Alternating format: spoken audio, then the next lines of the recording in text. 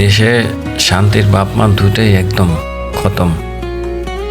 ভাবলাম বিদেশ যাই। বিদেশ এসে দেখি কিছু মানুষের কথায় এমন কিছু কথা বলে, মনে হচ্ছে বিদেশ খালি ঘুরি ফিরি খাই আর ব্লগ করি, সোশ্যাল মিডিয়াতে থাকি, কোনো কাজ কাম করি না। হ্যাঁ, তাদের জন্যই আসলে এই ভিডিওটা করার কোনো উদ্দেশ্য ছিল না, শুধু তাদেরকে দেখানোর জন্য। দেখেন তো কি রিক্সে ভিডিওটা করছি এবং কি রিক্স নিয়ে কাজ করি, পাটা কোথায়।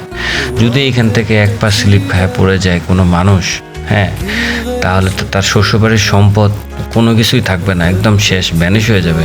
ঠিক আছে, কি লোহার মধ্যে কি এই জায়গায় পড়লে আমার অস্তিত্ব খুঁজে পাওয়া যাবে? আমি তো শেষ। এই যে ওয়েল্ডিংয়ের কাজ করি, এই ওয়েল্ডিং করতে গিয়ে 10 বছর পর যদি আমাকে মেডিকেল করে চেক আপ করলে দেখা যাবে যে আমার দুটো কিডনি শেষ, কাইলাডি খায় ফেলাইছে।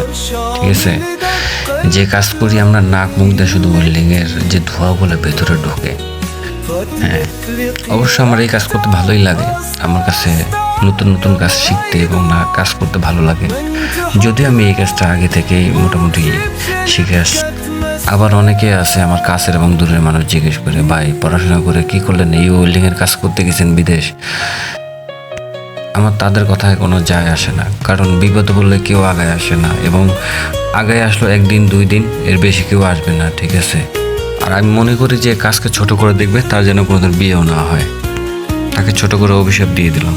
যাই হোক, আমার এখন টাকার দরকার, এই কাজে টাকা বেশিতে আমি এই কাজটাই করি। আমার এই কাজ করতে অনেক স্বাচ্ছন্দ্য বোধ লাগে, ভালো লাগে। আর যারা আমাকে বলো যে আমি বিদেশ কী করি, ঘুরি ফিরি খাই ব্লগ করি, কোনো পরিশ্রম করি না, হ্যাঁ, রান্না বান্না করা লাগে, কিছু করা লাগে না, আমি তাদের উদ্দেশ্যে বলি, যার যার অবস্থানটা শেষে বুঝে, যার যার কষ্টটা শেষে বুঝে। তাহলে তোমরা কি বলবা? এতিমের মতো করে মুখ গোমরা করে বসে থাকবো?